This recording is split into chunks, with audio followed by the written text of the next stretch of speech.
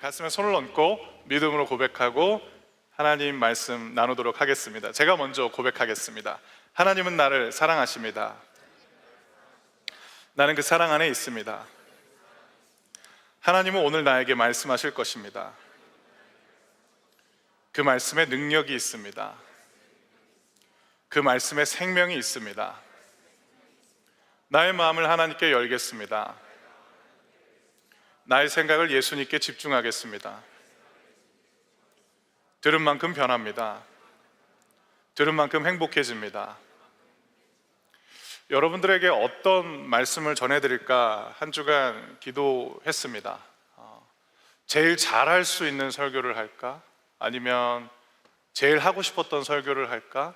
그런데 저는 목사이지 않습니까? 여러분들을 섬기는 목사이기 때문에 여러분들에게 필요한 말씀, 그리고 하나님께서 여러분들에게 전해주시고자 하는 말씀을 전해야겠다라는 마음을 갖고 오늘 여러분들과 함께 특이점과 하나님을 믿는 믿음에 대하여라는 제목을 가지고 말씀을 나누도록 하겠습니다. 예전에는 잘 사용하지 않았는데 최근 부쩍 자주 사용되는 말이 있습니다. 특이점입니다. 이 특이점이라는 말은 본래 수학이나 물리학에서 사용되었던 용어인데 일반적인 법칙이 적용되지 않는 어떤 기점을 가리키는 말이 특이점입니다. 그런데 최근에는 이 특이점을 AI 기술의 급격한 발달로 인해 우리 사회에 찾아온 큰 변화를 가리키는 말로 사용하고 있습니다. 이 특이점이라는 용어를 아마 여러분들도 최근 들어서 자주 접하고 계실 겁니다. AI로 인한 변화의 방향을 예측하는 사람들은 많고요. 대부분 그 예측은 맞지만 변화의 속도를 맞추는 사람은 생각보다 적습니다. 왜냐하면 변화의 속도가 예측 범위를 벗어나 지금까지의 상식은 더 이상 통하지 않는 시대가 열렸기 때문입니다. 열릴 것이다가 아니고요, 열렸습니다. 그래서 사람들이 말하는 특이점은 이제 가까운 미래가 아니라 우리가 살고 있는 현실이 되어버렸습니다.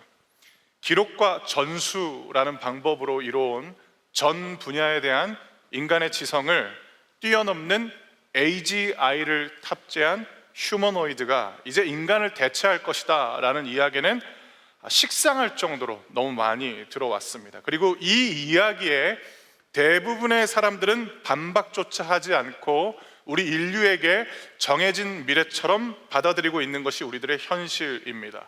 그러면 이러한 특이점의 시대에 살고 있는 우리에게 하나님을 믿는 신앙은 어떤 의미가 있을까?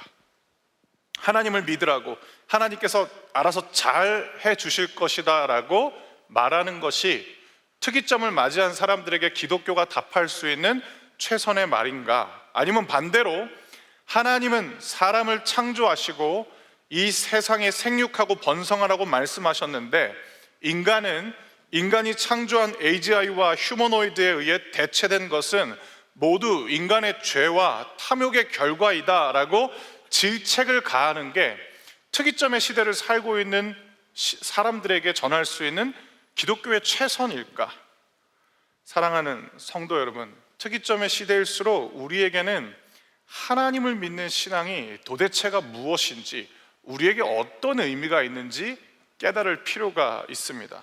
이것은 진리에 관한 문제이기도 한데 이러한 진리는 어느 시대를 막론하고 꼭 필요하지만 특별히 특이점의 시대에서는 더더욱 중요합니다. 그 이유는 급격한 변화와 함께 특이점의 시대가 보여주는 또 하나의 특징 때문인데 지금 우리가 살고 있는 이 시대의 특징은 진리라고 믿었던 것들이 더 이상 진리가 아닌 것처럼 느끼게 하는 것입니다. 즉, 특이점의 시대는 우리가 믿고 있었던 것들이 흔들리는 시점이라는 것입니다. 여러분 지금 젊잖아요. 가장 아름답고 가장 멋진 시간을 보내고 있으시잖아요.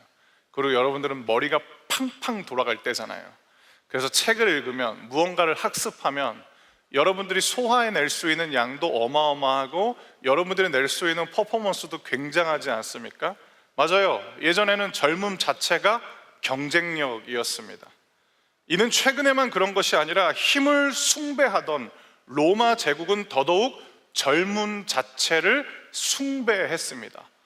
지난 2000년 동안 소위 말해서 세상 문화가 외쳤던 젊음이 능력이고 젊음이 아름다움이고 젊음이 힘의 근원이다라는 것이 우리가 믿고 있었던 진리였습니다.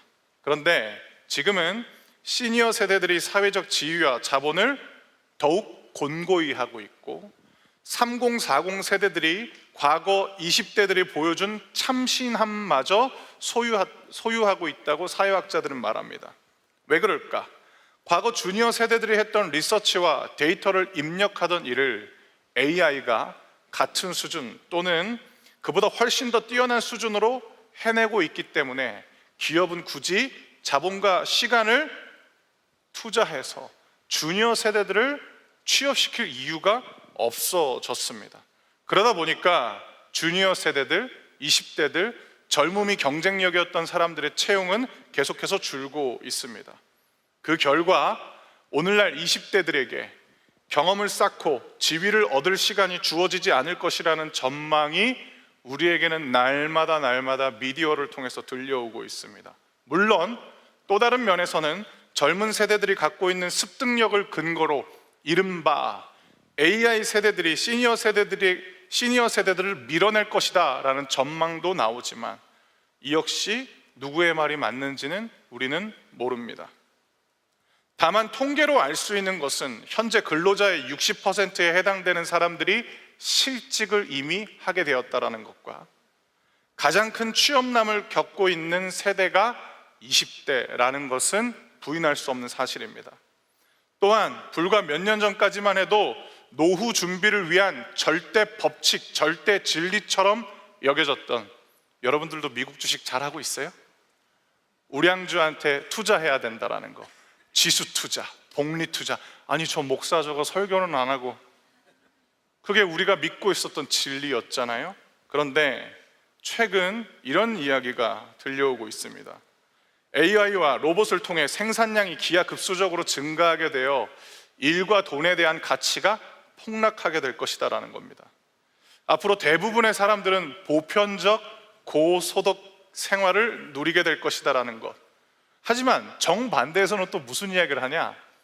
그렇기 때문에 지금 빅테크 기업에 투자해야 된다라고 이야기하는 사람도 있어요.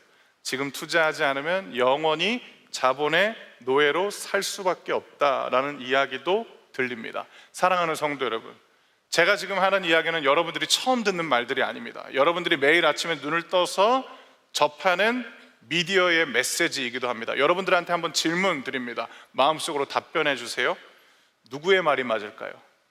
도대체 누구의 말이 맞을까요? 우리는 누구의 말을 듣고 우리들의 미래를 대비해야 됩니까?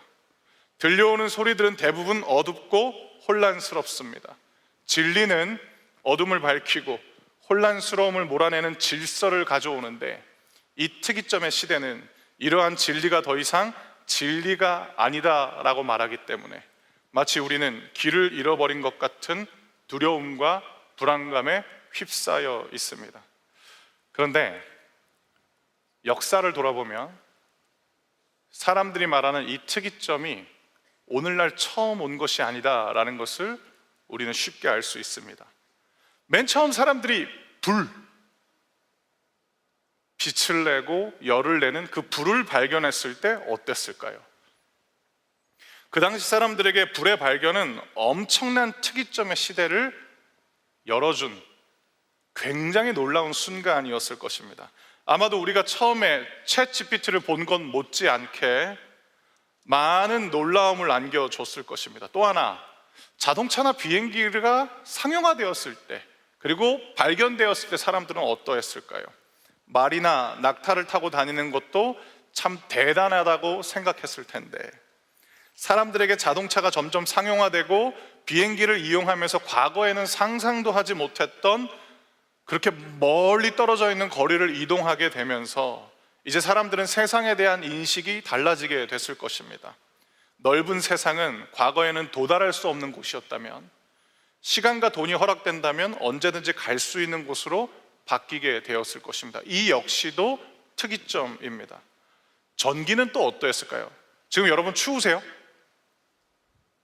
안 춥죠? 이건 굉장히 놀라운 일인 거예요. 여러분, 오늘 영하 10도예요. 진짜 추워요. 옛날 같았으면 지금처럼 여러분 겉옷 벗으려면은 한 5, 60명이 가서 장작 패와야 됐을 거예요. 근데 전기로 인하여서 에너지와 열이 전달되고 발생되는 시대를 우리는 살고 있습니다. 지금은 전기가 자연스러운 것이잖아요.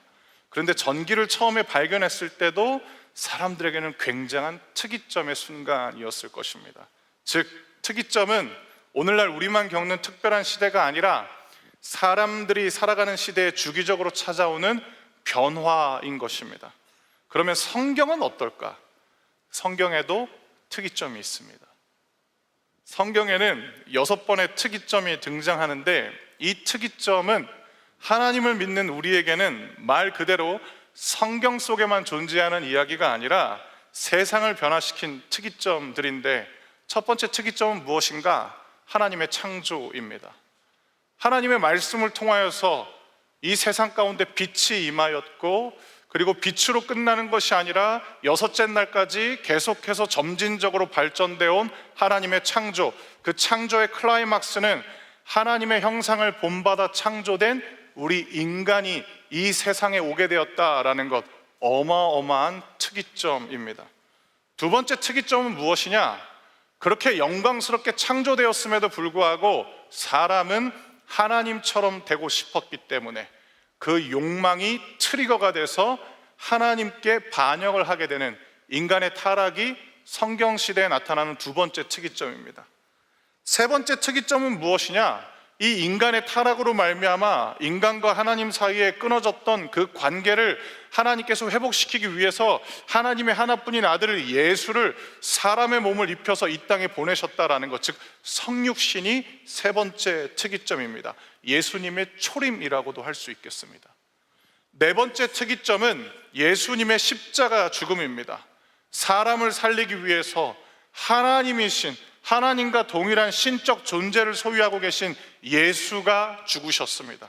그 죽음으로 말미암아 하나님과 원수되었던 우리가 하나님과 화해하게 되었던 것이고, 죄인이었던 우리가 하나님의 자녀가 될 수 있는 신분의 변화가 이 세상에 도래하게 되는 것입니다.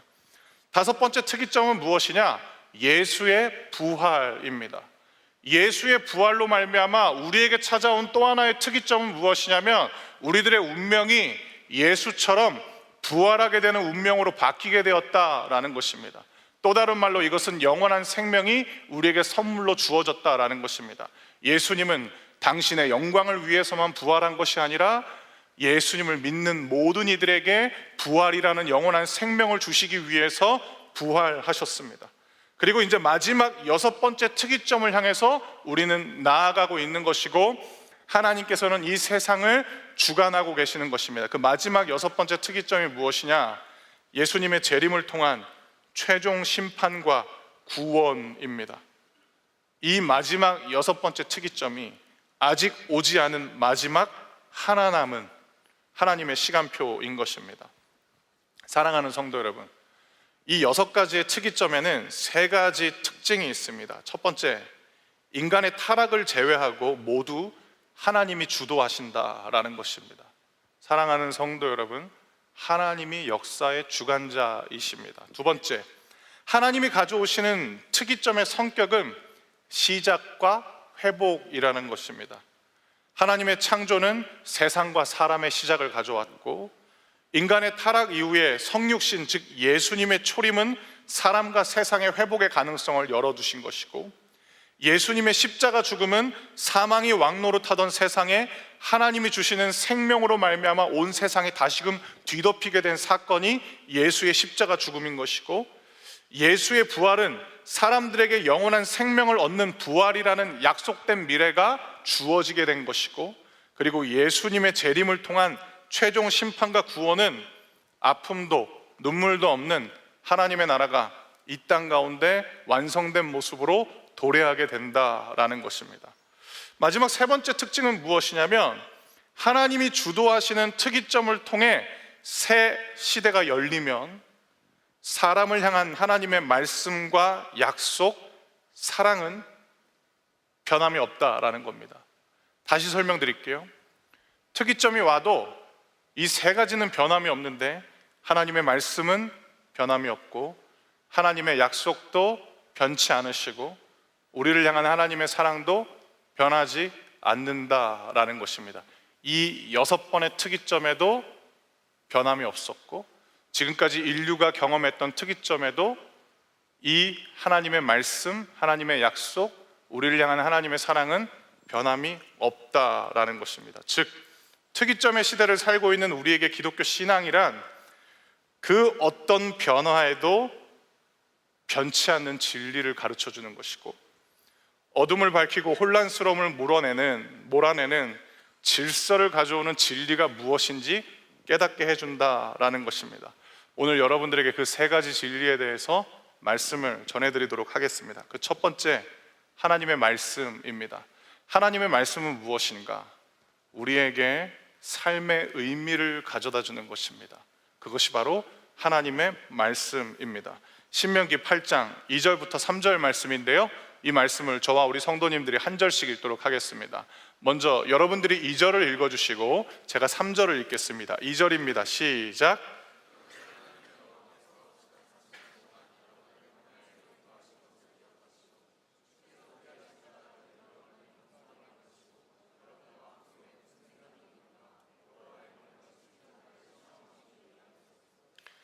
여호와께서 여러분을 낮추시고 굶기셨다가 만나를 먹여주셨소.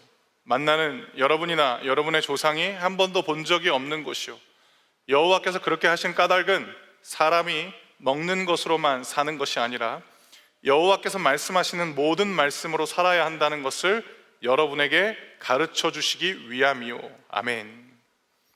사랑하는 성도 여러분, 하나님의 말씀이 여러분들에게는 어떤 의미입니까? 하나님의 말씀이 여러분들에게 왜 중요합니까? 여러분들에게 위로를 주기 때문에 중요합니까? 아니면 여러분들에게 삶의 동기부여를 제공해 줄 수 있기 때문에 중요합니까? 여러분들이 하나님의 말씀을 읽을 때 반드시 기억해야 되는 것은 무엇이냐면 이걸 누가 말씀하시느냐를 기억해야 됩니다. 다른 존재가 아니라 하나님입니다. 이걸 잊으면 하나님의 말씀인 성경을 읽는 거에 있어서 가장 중요한 걸 놓치는 겁니다. 사람이 쓴 글이 아니라 하나님이 하시는 말씀이라는 거. 그렇기 때문에 이 말씀이 우리에게 의미 있는 것입니다. 왜냐? 그분이 우리를 시작하셨고 그분이 우리를 이끄실 것이고 그분이 우리 삶에 필요한 것들을 공급하시는 분이시고 그분이 우리 삶을 책임져 주시기 때문입니다. 그 하나님이 우리에게 하신 말씀이기에 이 말씀에 의미가 있는 것입니다. 우리가 제일 싫어하는 장소가 이 본문의 배경입니다. 광야입니다. 광야를 좋아하는 사람이 어디 있겠습니까? 광야를 마주하고 싶은 사람은 아무도 없습니다. 누군가에게는 경제적 빈곤이라는 광야가 존재하기도 하고 또 누군가에게는 모든 사람과의 관계가 단절된 외로움이라는 광야의 상태가 임하기도 하고 또 누군가에게는 사람들에게는 말할 수 없는 자신만의 고민이라는 광야가 찾아올 때도 있고 또 누군가에게는 해도 뭔가 잘 되지 않는 악순환의 굴레라는 광야가 찾아오기도 합니다. 그런데 여러분, 광야에 가면 여러분들을 기다리고 있는 게 두 가지가 있습니다. 첫째, 하나님의 특별식 만나. 만나는 광야에서만 먹을 수 있습니다. 이스라엘 백성들이 약속의 땅에 들어가는 순간 만나는 그칩니다. 오직 광야에서만 만나를 먹을 수 있습니다. 그 만나가 무엇이냐? 하나님의 공급입니다. 여러분, 옛날 속담에 산 사람 입에 거미줄 안 친다라는 이야기 들어보신 적 있으세요? 감사해요, 고개 끄덕여 주셔서. 여러분들이 고개를 안 끄덕여주면 제가 옛날 사람인 것 같아가지고. 근데 저는 이 속담을 들을 때마다 누구 생각이 떠오르냐면 저는 하나님 생각이 떠올라요. 하나님께서 여러분 먹이십니다. 하나님께서 여러분 먹이세요. 그거 놓치면 성도의 프라이드가 없는 겁니다. 그거 놓치면 여러분들의 영적인 자부심은 사라져 버리는 거예요. 제가 한 번 더 말씀드릴게요. 사람이 여러분을 먹여 살리는 게 아니라 하나님이 여러분들을 먹여 살리십니다. 그걸 여러분들이 꼭 기억하시길 바랍니다. 광야에 처했을 때 우리가 왜 두려운 줄 아십니까? 사람이 우리를 먹여 살리는 줄 알았는데 사람이 안 보이기 때문에 너무 두려운 거죠. 그러나 광야에는 하나님의 공급이 찾아옵니다. 또 광야에 가면 무엇이 우리를 기다리고 있느냐? 하나님의 말씀이 기다리고 있습니다. 광야는 하나님의 말씀이 들려오는 것이죠. 그리고 그 말씀을 통하여서 우리는 가장 중요한 삶의 의미를 깨닫게 되는 것입니다. 사람이 떡으로만 살 줄 알았는데, 사람이 빵으로만 살 줄 알았는데, 사람이 돈으로만 살 줄 알았는데, 그게 아니라 하나님의 입으로부터 나오는 하나님의 말씀으로 살게 되는구나 라는 것을 깨닫게 되는 것입니다. 성경을 통해서 나에게 말씀하시는 하나님이 우리들의 살아갈 의미를 깨닫게 하시고, 예배를 통해 나에게 주어지는 하나님의 말씀이 우리가 무엇을 향해 수고하고 애써야 되는지 다시금 깨닫게 하시는 것이고, 삶의 현장에서 깨닫는 나를 향한 하나님의 뜻과 계획을 알게 되는 순간 우리는 영적인 침체로부터 벗어나게 되는 것이고, 그 무엇도 대체할 수 없는 것이 하나님의 말씀을 통해서 나에게 주어지는 삶의 의미라는 것도 알게 됩니다. 2023년 2월 1일에 하나님께서 저에게 주신 마음의 감동이 있었습니다. 그것은 무엇이냐면, 그때가 제가 전도사부터 목사 때까지 사역한 딱 20년째 되는 날이었습니다. 그 2월 1일 제가 설교 때 여러분들에게 몇 번 말씀드렸는데, 그때 하나님이 저에게 주신 마음의 감동은 하나님께 감사의 기도를 드리라는 것이었습니다. 2월 1일 추웠어요. 근데 제가 주섬주섬 롱패딩 껴입고 밖에 나가서 기도하려고 했을 때 제 딸이 아빠 어디가? 그래서 제가 제 딸한테 얘기했죠. 기도하러 간다고. 왜 집에서 기도 안 하냐는 거예요. 그래서 제가 얘기를 했죠. 밖에 나가서 기도하면 기도가 더 잘 될 것 같다라고. 그 추운 겨울날 텅 빈 지상 주차장에서 하나님한테 기도했을 때 제 마음이 벅차더라고요. 아, 하나님이 나의 20년 동안의 사역을 받으셨구나. 그리고 나서 다음날 새벽 기도 갈 때 블랙아이스 통과하다가 차 사고가 났습니다. 근데 그 차 사고가 꽤 크게 났었어요. 그래서 소방대원 분들이랑 경찰 분들이 이제 같이 도착했습니다. 그리고 저한테 이제 의식 체크했던 소방대원 분이 그 얘기를 하시더라고요. 3차로에서 이런 사고 났으면 한강으로 빠질 수도 있었다라고. 그때 제가 깨닫게 된 건 무엇이냐면, 하나님이 나를 살려주셨구나 라는 것을 깨닫게 되었습니다. 그리고 제가 발견한 것은 제 삶의 의미는 하나님이 부여하시는구나, 그것을 알게 되었습니다. 여러분 마찬가지입니다. 여러분들에게 주어지는 변화가 굉장히 많을 거예요. 그리고 클 거예요. 아무도 예측할 수 없는 시대를 우리는 이제 살아가는 거죠. 그러나 여러분, 그때에도 변하지 않는 것은 무엇이냐면, 하나님께서는 여러분들에게 말씀하실 것이고, 그 말씀을 통해서 여러분들은 삶의 의미를 잃지 않을 수 있다라는 것, 그것은 오직 하나님만 주실 수 있습니다. 두 번째는 하나님의 약속입니다. 그 하나님의 약속이 여러분들에게 소망을 주실 것인데, 이번에는 히브리서 6장 13절부터 19절 말씀인데요, 이 말씀을 저와 여러분들이 한 절씩 읽도록 하겠습니다. 제가 먼저 13절을 읽겠습니다. 하나님께서는 아브라함에게 약속하셨습니다. 하나님보다 더 위대한 분은 없으므로 하나님께서는 자기 이름으로 그에게 맹세하시며 말씀하셨습니다. 14절, 아브라함은 인내를 가지고 이 약속을 기다렸고 마침내 그 약속을 받았습니다. 사람들은 보통 자기보다 위대한 사람의 이름을 대며 맹세합니다. 그래서 자기가 말하는 것이 사실임을 확증하고 더 이상 논쟁이 계속되지 않도록 합니다. 하나님께서도 자신의 약속이 사실임을 증명하고 싶으셨습니다. 하나님께서는 자신의 약속을 받을 자들에게 이것을 확실히 나타내셨습니다. 그리고 자신의 계획이 변하지 않는다는 것을 그들에게 알리시려고 맹세로 그것을 보증하셨습니다. 하나님께서는 결코 거짓으로 약속하지 않으시며 거짓 맹세도 하지 않으십니다. 변하지 않는 이 두 사실은 하나님께 피난처를 구하는 우리들에게 용기를 주며 우리가 받은 소망을 붙들 수 있는 힘을 줍니다. 우리가 가진 소망은 영혼의 닷처럼 안전하고 튼튼하여 그 소망을 통해 하늘 지성소의 커튼을 열고 그 안에 들어가게 합니다. 아멘. 우리한테 약속을 건너는 대상은 두 가지가 있어요. 첫 번째 대상은 하나님이십니다. 두 번째 대상은 사람입니다. 딱 두 존재만 우리에게 약속할 수 있어요. 그런데 하나님이 하시는 약속과 사람이 하는 약속에 굉장히 큰 차이점이 있는데 그 약속의 무게가 완전히 다르다라는 것입니다. 하나님이 하시는 약속의 무게는 그 어떤 변화도 철회할 수 없을 정도로 무겁습니다. 마치 깊숙이 뿌리 박힌 거대한 나무처럼 하나님의 약속은 가볍지 않습니다. 사랑하는 성도 여러분, 하나님과 다른 존재 사이에 끊임없이 헷갈리게 하는 것은 사탄의 전략인데, 예를 들어서 어떤 날은 저 사람이 하나님처럼 커 보이게 만들 때도 있고, 또 어떤 날은 돈이 하나님처럼 전능하게 보일 때도 있고, 또 어떤 날은 시간이 마치 하나님처럼 모든 것을 할 수 있는 것처럼 착각하게 만듭니다. 그러나 하나님의 은혜 안으로 들어오면 우리는 하나님과 다른 존재 사이에 철저한 차이를 보게 되는데, 하나님만 하나님이시고 그 외에 다른 어떤 것도 하나님이 될 수 없습니다.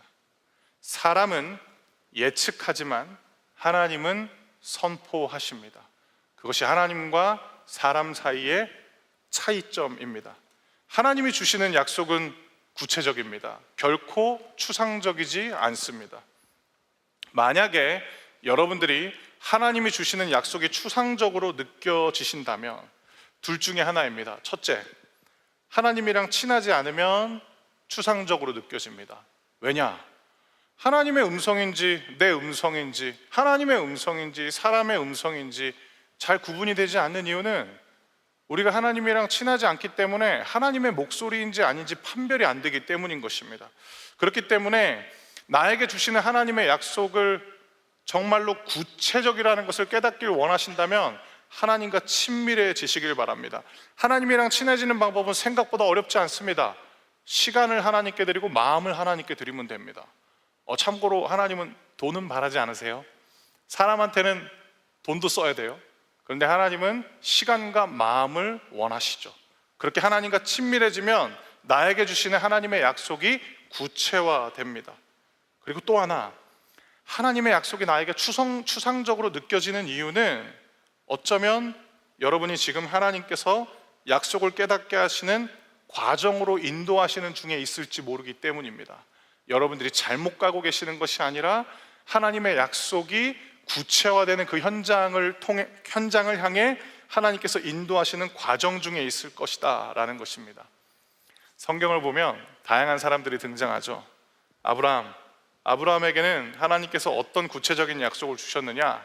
약속의 땅과 믿음으로 낳는 자손이라는 구체적인 약속을 주셨고, 노아에게는 사람들을 구원할 방주를 만들라, 그 방주를 통하여서 내가 구원의 역사를 다시금 이어가겠다라는 구체적인 약속을 주셨습니다. 다윗에게는 그가 사모하는 하나님의 영광을 부어주실 것이라고 약속하셨고, 하나님께서는 다윗에게 그 약속을 이루셨고, 느헤미야에게는 무너진 성벽이 재건되는 회복을 약속하셨고, 느헤미야는 52일 만에 사람들이 믿지 않았지만 완성되는 그 성벽의 재건을 보았습니다. 다니엘에게는 하나님 나라라는 영원한 제국의 비전을 소망으로 주신 것처럼, 사랑하는 성도 여러분, 여러분이 하나님께 기도하셔야 될 제목이 있습니다.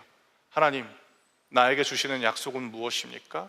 그렇게 기도하고 하나님이 여러분에게 깨닫게 하시는 그 약속이 여러분들에게 소망이 되어 주신다라는 것입니다. 그런데 18절 말씀을 자막으로 한번 띄워주시겠어요? 근데 살다 보면 믿음이 흔들릴 때가 있잖아요. 어떤 때는 예배 때 야호 하기만 해도 은혜가 될 때도 있지만, 또 어떨 때는 아무리 주옥 같은 메시지가 들려온다 할지라도 나랑은 별 상관이 없는 것 같은데 할 때가 있잖아요. 그때 여러분들에게 힘이 되는 말씀을 전해드리도록 하겠습니다. 그 18절 말씀에 하나님이 두 가지 약속을 주셨어요. 첫 번째 약속이 무엇이냐? 하나님께 피하면 하나님은 용기를 주신다라는 것입니다. 참 신기해요. 힘들 때마다 다른 것을 향해 피하면 겁쟁이가 되는데, 하나님께 피하면 하나님은 겁쟁이로 만들지 않으시고 용기를 주신다라고 약속하십니다. 이 말씀을 근거로 여러분들을 믿음으로 축복하는 것은 무엇이냐면, 날마다 하나님께 피하시길 바랍니다. 하나님이 날마다 여러분들을 강하게 하실 것입니다. 다른 데로 도망가지 마세요. 혼자 있는 시간이 필요하다. 필요할 때도 있겠죠. 그런데 혼자 있는 시간을 여러분들의 도피처로 삼는 순간 여러분들은 강해질 수 없어요. 하나님께 피하셔야 됩니다. 그래야 하나님이 여러분을 강하게 하실 것입니다. 18절 또 한번 띄워주시겠어요? 두 번째 약속은 무엇이냐? 하나님은 우리가 받은 소망을 붙들 수 있는 힘을 주신다라는 것입니다. 여러분들은 신앙의 여정을 완주하실 거예요. 그렇기 때문에 여러분들에게 구원은 먼 훗날 미래의 사건만 되는 것이 아니라 현재의 축복이기도 한 것이죠. 그러면 무엇을 근거로 여러분들의 구원 여정을 완수하게 될 것이라고 말씀드리는가? 이유는 딱 하나, 하나님이 신실하시기 때문입니다. 신실하신 하나님께서 여러분들에게 주신 그 소망이 흔들리지 아니하도록 하나님께서 끊임없이 일하시는데, 무슨 방법으로 일하시느냐? 힘이 빠지면 힘을 주시는 방법을 통하여서 여러분들이 하나님께 받은 그 약속, 그 소망을 붙들 수 있는 힘을 주신다라는 것입니다. 사랑하는 성도 여러분, 힘드세요? 힘들면 하나님 찾으십시오. 힘들면 힘내지 마시고 하나님 찾으십시오. 진짜 열받는 게 뭐냐면, 내가 힘이 없는데 힘내라는 말, 그것처럼 공허한 게 없어요. 흥분을 가라앉히고, 힘이 빠지면 힘내지 마세요. 힘이 없는데 어떻게 힘을 내요? 하나님 찾으십시오. 그러면 하나님이 주신 소망을 붙들 수 있는 힘을 주실 것입니다. 마지막 세 번째, 아무리 시대가 바뀌어도 절대로 변하지 않는 진리. 그 어떤 특이점의 시대에도 여러분들을 다시금 빛이 임하는 곳으로 임하게 해주고, 여러분들을 뒤흔들려 하는 모든 혼란스러움으로부터 질서를 불어넣어 줄 수 있는 흔들리지 않는 진리가 무엇이냐면, 여러분을 향한 하나님의 사랑이라는 것입니다. 그 사랑이 무엇이냐? 관계인 거죠. 관계. 하나님과의 관계, 그 다음에는 사람과의 관계인데, 시편 139편 7절부터 10절 말씀인데, 이 말씀도 저와 여러분들이 한 절씩 읽도록 하겠습니다. 제가 먼저 7절을 읽겠습니다. 내가 주의 영을 떠나 어디로 갈 수 있겠습니까? 내가 주가 계신 곳을 떠나 어디로 도망갈 수 있겠습니까? 8절, 만일 내가 하늘 위로 올라간다 해도 주는 거기 계십니다. 내가 깊은 곳에 눕는다 해도 주는 거기 계십니다. 만일 내가 새벽의 날개 위에 오른다 해도, 내가 바다의 저 끝쪽에 자리를 잡는다 해도 주의 손이 거기서 나를 인도하실 것이요 주의 오른손이 나를 굳게 잡으실 것입니다. 아멘. 하늘은 어떤 곳인가? 가장 높은 곳이기도 하고, 하늘이 가지고 있는 이 시적인 심상은 가장 영광스러운 때이기도 하죠. 그리고 사람들이 바라보기에도 아름다워 보이고 풍요로워 보이고 정말로 다 가진 것처럼 보이기도 하고, 또 반대로 하늘은 어떤 곳이냐? 떨어지면 죽는 곳입니다. 위태로운 순간, 그때도 하나님은 함께 계신다라고 나와 있고요. 반대로 깊은 곳이라는 이 말씀이 나옵니다. 그 깊은 곳은 8절에 나오는데, 히브리어로 스올이라는 곳인데, 그 스올은 어떤 곳이냐? 죽은 자들의 장소인 무덤을 가리킵니다.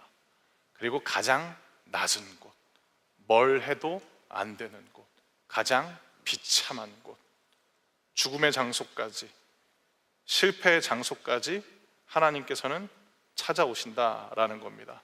가끔씩 신앙생활하면서 이런 이야기들을 우린 많이 하잖아요. 실패의 순간이 지속될 때 우리는 하나님한테 하나님 도대체 어디 계시냐고 소리 지르잖아요. 소리 안 지르셔도 돼요. 하나님 그 실패의 장소에도 같이 계십니다. 그렇기 때문에 하나님 어디 계세요라고 하지 말고, 하나님 제가 지금 여기 실패의 장소에 있는데 하나님 저를 건져내셔야 됩니다 라고 기도해야 됩니다. 그런데 우리가 이 말씀을 통해서 한 가지 깨달을 수 있는 것이 있는데, 우리는 결국 고립될 수 없다라는 것, 이게 은혜입니다. 왜냐? 하나님이 그 고립을 허락하지 않으시기 때문입니다. 우리의 고립을 하나님께서 거부하십니다. 그래서 하나님이 함께 하십니다. 여러분, 힘들 때 혼자 있고 싶을 때 되게 많죠. 그거 하나님이 주신 음성 아닌데. 힘들 때 아무도 만나고 싶지 않을 때 있죠. 만약에 그때 여러분들이 하나님을 찾는다면 그건 하나님의 인도하심이 될 때도 있겠지만, 고립을 원한다면 여러분들은 지금 하나님과 반대길로 가는 거예요. 힘들 때는 고립을 택하면 안 되는 거죠. 왜냐? 그건 하나님이 거부하신 삶의 방식이니까. 힘들 때는 함께 하시는 하나님께 나아가야 된다라는 것입니다. 제가 한 가지만 더 말씀드리고 오늘 설교를 마치려고 합니다. 하나님은 우리를 왜 사랑하실까요? 하나님의 형상인 또 다른 사람들을 사랑하게 하기 위해서이기도 합니다.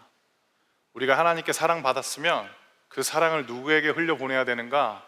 물론 하나님께 예배와 찬송과 경배라는 이름으로 하나님께 드림도 마땅하지만, 하나님께서 사람을 우리에게 붙여주신 이유는 사랑하라고 붙여주셨습니다.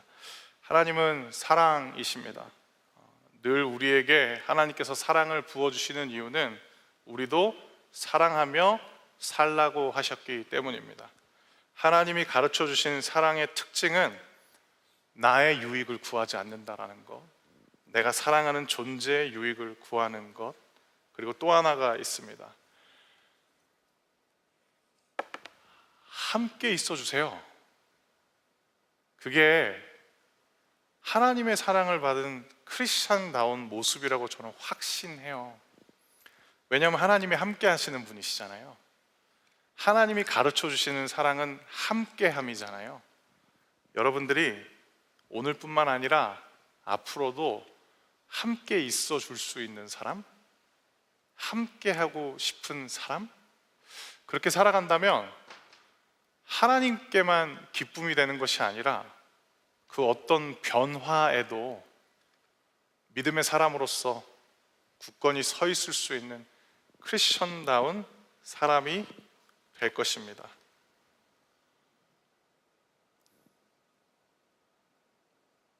제가 여러분들을 위해서 축복기도 하고 우리 다 같이 통성기도하는 시간 갖도록 할 텐데, 여러분 한번 그 자리에서 일어나 주시겠어요?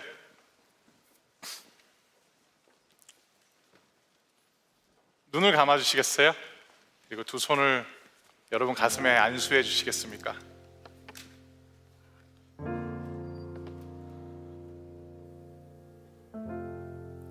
제가 여러분을 위해서 기도하겠습니다.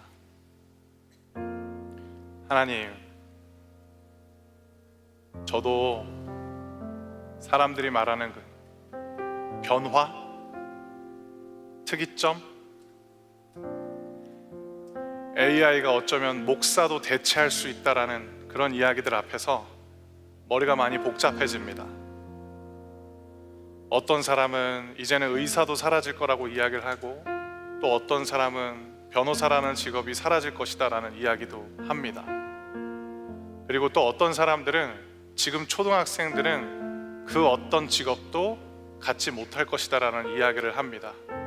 이런 이야기들을 우리 사랑하는 성도님들은 매일 들으면서 그렇게 하루를 시작하거나 아니면 하루를 마치고 있습니다. 하나님, 참 감당하기 힘든 시간을 보내고 있습니다. 때로는 이 특이점의 시대가 우리에게 기회처럼 보이기도 하지만 또 때로는 우리가 한 번도 가본 적이 없기 때문에 너무나도 불안해 보이기도 합니다. 그러나 하나님, 이런 때일수록 변하지 않는 진리를 붙잡을 수 있게 하여 주시옵소서. 하나님의 말씀이 부여하는 삶의 의미, 하나님의 약속이 우리를 굳건하게 하는 삶의 소망, 하나님의 사랑을 통하여서 하나님과 이웃을 향해서 올바로 관계를 맺는 법, 그것만은 변하지 않사오니 주님, 급변하는 시대에도 변하지 않는 진리를 통하여서 우리들의 삶에 주님의 빛이 임해오게 하여 주시옵소서. 이 모든 말씀, 이 귀한 성도님들에게 언제나 가장 좋은 것 주시는 예수 그리스도의 이름으로 기도드립니다. 아멘. 사랑하는 성도 여러분, 우리 오늘은 한 가지 기도 제목을 가지고 하나님 앞에 뜨겁게 기도하길 원하는데, 그것은 무엇이냐면, 하나님, 우리가 함께 할 수 있는 사람이 되게 하여 주시옵소서. 하나님은 우리를 떠나지 아니하시는 하나님의 사랑의 방법으로 우리와 늘 함께하는 분이시오니 주님, 우리가 고립되지 않고 함께하는 사람이 될 수 있게 하여 주시옵소서. 공동체를 사랑하게 하여 주시옵소서. 가족들을 사랑할 수 있게 하여 주시옵소서. 우리가 마주하는 사람들을 사랑할 수 있게 하여 주시옵소서. 하나님 아버지, 우리가 믿는 하나님 아버지는 사랑이신 하나님이십니다. 그 하나님께서 우리에게 날마다 사랑을 부어주시는 이유에 대해서 우리가 기억할 수 있게 하여 주시옵소서. 바로 하나님의 형상인 사람들을 사랑하기 위함인 것입니다. 하나님 아버지, 사랑하며 살게 하여 주시옵소서. 사랑하며 살게 하여 주시옵소서. 함께 있어줄 수 있게 하여 주시옵소서. 함께하고 싶은 사람이 될 수 있게 하여 주시옵소서. 하나님, 그러기 위해서는 우리에게 하나님의 영이 이 시간 부음받아야 됩니다. 하나님, 우리로 하여금 하나님의 영으로 충만케 하여 주시옵소서. 그래서 아버지 하나님, 우리가 함께 할 수 있는 사람이 되게 하여 주시옵소서라고, 사랑하는 성도 여러분, 우리 이 시간 주님 이름 한번 부르짖고, 하나님 아버지, 우리가 함께 할 수 있는 사람 되게 하여 주시옵소서라고 이 시간 함께 기도하겠습니다. 주여,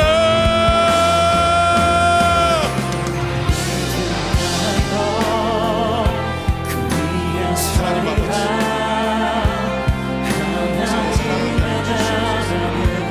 함께하게 하여 주시옵소서. 아버지 하나님, 전차 개인화되고 있는 이 시대를 살고 있는 하나님은 그런 하나님이 아닙니다. 하나님은 고립을 원하지 않습니다. 하나님은 함께하라고 말씀하십니다. 하나님은 함께하시는 분이십니다. 하늘에 있을 때 새벽바다에 거한다 할지라도 하나님은 우리를 홀로 내버리지 아니하시고 하나님은 언제나 함께하시는 분이십니다.